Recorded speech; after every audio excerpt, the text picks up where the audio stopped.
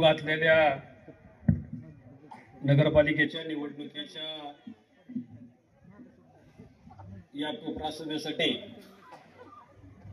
उपस्थित असलेले या तालुक्याचे झुंजार कर्तव्यदक्ष आमदार ज्यांच्या कारकिर्दीला आज 1 वर्ष पूर्ण झालं,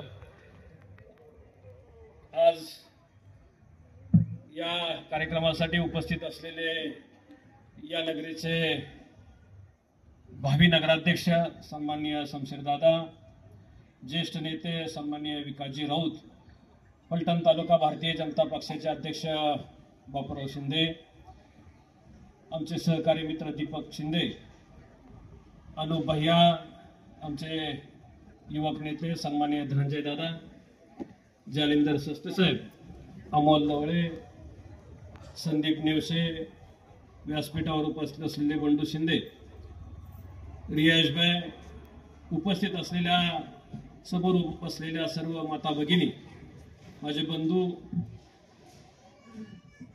या ठिकाणी शमशेरदादा आणि आमदारांच्या सानिध्यामध्ये तयार झालेला ज्योतिराम यांनी या भागातल्या प्रश्नाच्या संदर्भामध्ये पोटतिडकीने आपली भूमिका मांडली। एक वाक्य दादा बोलत बोलत त्यांनी सांगितलं की मुलाला आई रडल्यानंतरच पाचते, परंतु तुमच्या दोघांच्या तालमीमध्ये तयार होऊन ज्या पद्धतीने या भागाच्या विकासाचे प्रश्न ज्योतिरामने मांडले, मनापासून या ठिकाणी त्यांचं कौतुक या ठिकाणी करतो। आणि ज्योतिराम, तुम्हाला आता सांगायची काही गरज नाही, खरं तर आमदार साहेबांनी ज्या पद्धतीने सांगितलं त्या पद्धतीने तुम्ही आमदार साहेबांचे स्वीय सहाय्यक आहात। जी विकासाची कामं मांडली जातात या तालुक्यामध्ये ती तुमच्याच हातून मांडली जातात। आमदार साहेब असतील आणि आपल्या सर्वांचे नेते आदरणीय रणजितदादा असतील, या तालुक्याच्या प्रश्नासाठी सातत्याने गेली 5 वर्ष झालं तुमच्या आमच्या सर्वांचे नेते आदरणीय रणजितदादा या तालुक्यासाठी काम करतायत। गेल्या 30-35 वर्षामध्ये ज्यांच्या हातामध्ये आपण सत्ता देऊन बघितलेली आहे, या तालुक्याचा विकास कसा बकास झालाय आपण बघितलेला आहे। पण खास करून या फलटण शहराच्या विकासाच्या बाबतीमध्ये बघितलं, संत बापूदास नगर असेल, हनुमान नगर असेल, या भागातले मूलभूत प्रश्न सुद्धा ही मंडळी आजपर्यंत सोडवू शकली नाहीत। आणि आज या तालुक्यामधल्या या शहरामध्ये जर आपण बघितलं तर या शहरातले रस्ते असतील, या शहरातल्या गटाराची व्यवस्था असेल, या शहरातल्या आरोग्याचा प्रश्न असेल, जे मूलभूत प्रश्न असतात ते गेल्या 30 वर्षाच्या कालखंडामध्ये सुटू शकले नाहीत।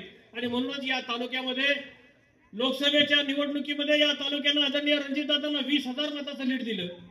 विधानसभेच्या निवडणुकीमध्ये या तालुक्यानं बदल केला आणि या तालुक्यानं आमदार सचिन पाटलांच्या रूपाने या तालुक्याला एक नवा आमदार दिला आणि 1 वर्षाच्या कालखंडामध्ये या तालुक्याचा कायापालट करण्याचा जो निर्णय आदरणीय रणजितदादा असतील, आदरणीय आमदार साहेब असतील यांच्या माध्यमातून घेण्याचा प्रयत्न झाला।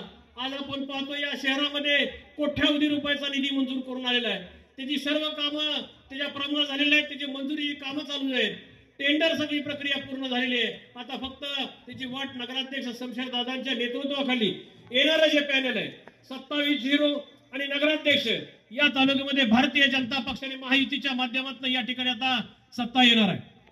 आपण जर गेली आज या नगरपालिकेच्या निवडणुकीमध्ये नगराध्यक्ष पदाचे जे आपल्या सर्वांचे लाडके उमेदवार आहेत आदरणीय शमशेरदादा या फलटण तालुक्यामध्ये गेले 20-25 वर्ष झालं नेत्यांच्या माध्यमातून या तालुक्यामध्ये काम करतायत, या शहरामध्ये काम करतायत।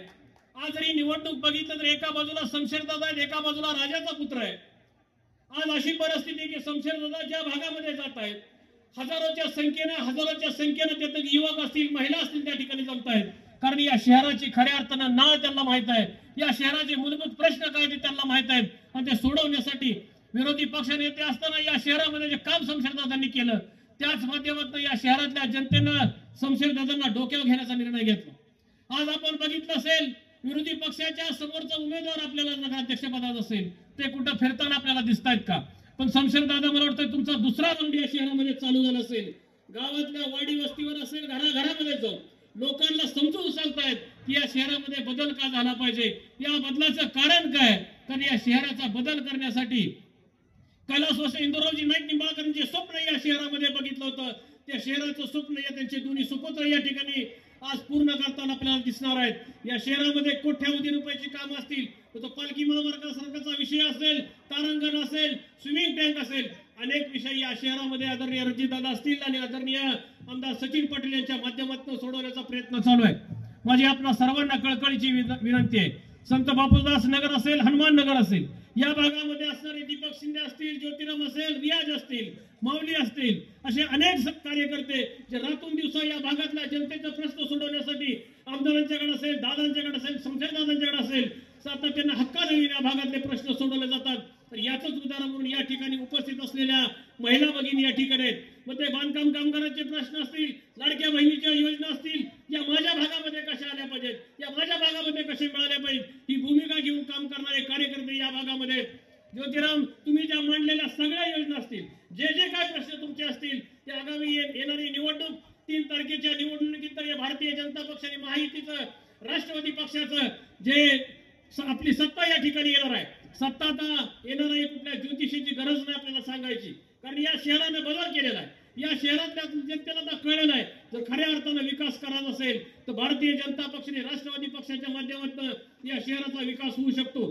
तुम्हाला मला सर्वांना माहिती आहे, शमशेरदादा छोट्यातल्या छोटा कार्यकर्ता असेल, वयस्कर माणूस असेल, त्यांच्याशी बोलत असताना, वागत असताना, आदमीने बोलत असतात, वागत असतात, त्यांचे प्रश्न समजून घेत असतात, त्या प्रश्न सोडवण्याची त्यांची किमया वेगळ्या पद्धतीची आहे।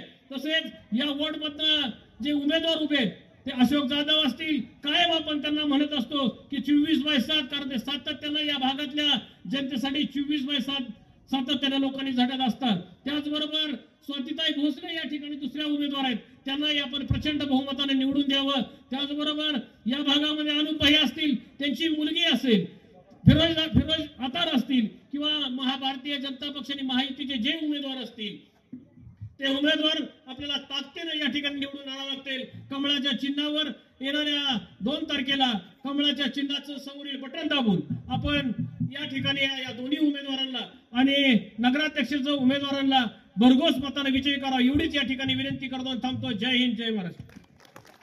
अतिशय सुंदर मार्गदर्शन।